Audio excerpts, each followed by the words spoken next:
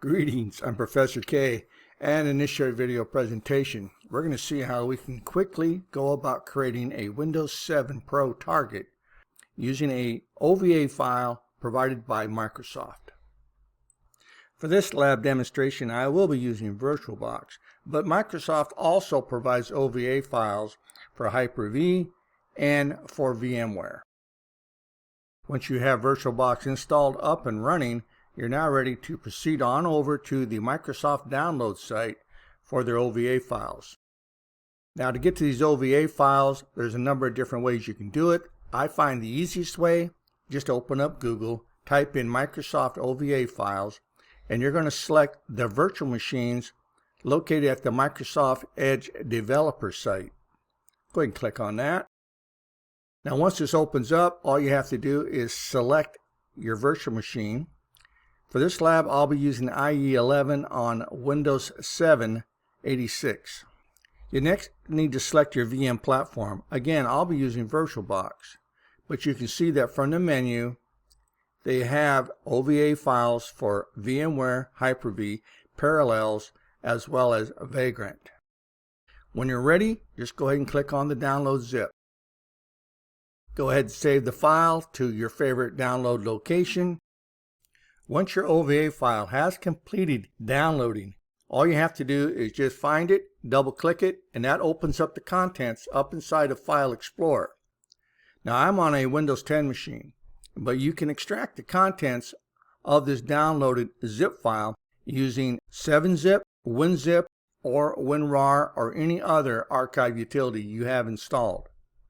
Now, when you're ready to extract the contents, just go ahead and highlight it and select Extract All. Go ahead and click on Extract. Give it a few minutes and you'll have your extracted OVA file ready for importation into your favorite emulation program. Once the OVA file has been extracted, you have a number of different ways to begin the importation process. Now, I'm just going to right click on it and I'm going to select Open With, and from there I will select VirtualBox Manager. This launches the Import Virtual Appliance wizard up inside of VirtualBox. Now, once you have this up, all you're going to do is accept the defaults for the appliance and click on Import. This will begin the importation process into VirtualBox. It should only take a few minutes to complete, and once it does complete, over in the left-hand window pane of your VirtualBox Manager, you will have a virtual machine ready to be launched entitled IE11-Win7. When you're ready to launch, just go ahead and double-click it. And once you do have a desktop, you can begin configuring your Windows 7 Pro for your virtual lab environment. This virtual machine that you've downloaded from Microsoft is good for 90 days.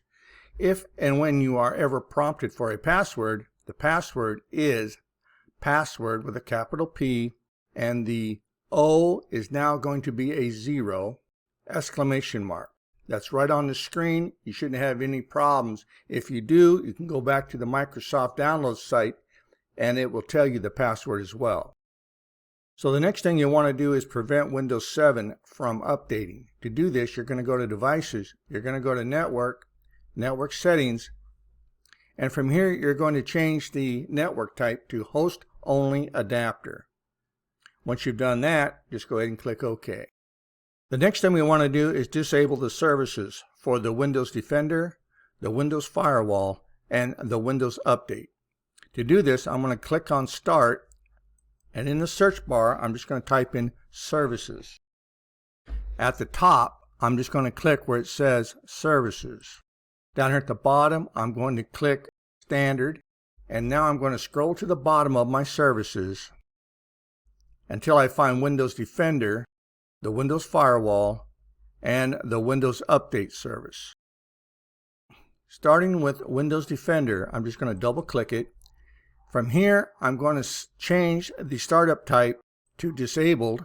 I'm then going to click on the Stop button, and then I will click OK. I will do this for all three services. Once you've disabled all three services, go ahead and close out your services and return to your desktop. This Windows 7 Pro machine is now ready to behave as a target for your ethical hacking lab. The procedures outlined in this short video presentation can also be applied toward Windows 8 and or Windows 10 Enterprise, which are also available as OVA downloadable files from the Microsoft developer site. Though the VirtualBox guest editions are not needed for this particular target, we can install the guest editions, but before we do that, we have to make sure that we have a virtual CD-ROM available. Let's go ahead and shut down. Once your Windows 7 target has shut down, you can just go to the left window pane, right click on it, and select Settings. From here, you're going to select Storage, and down here at the bottom, you're going to click on the plus to add a new storage attachment. From the context menu that pops up, you're going to select Optical Drive. Once you have installed a new optical drive, you can go ahead and click OK. Now you're ready to start up your Virtual 7 machine. Go ahead and start it up. Once Windows 7 is up, you can go ahead and click on Devices. Down here at the bottom, you're going to insert the Guest Edition CD image. From there, you can just go to Start. You can go to your computer. And from there, you will see that you now have access to the VirtualBox Guest Editions. Just go ahead and double click it. That's going to start the wizard. Click Next. And as you go through the wizard, just accept the defaults. And you can then reboot.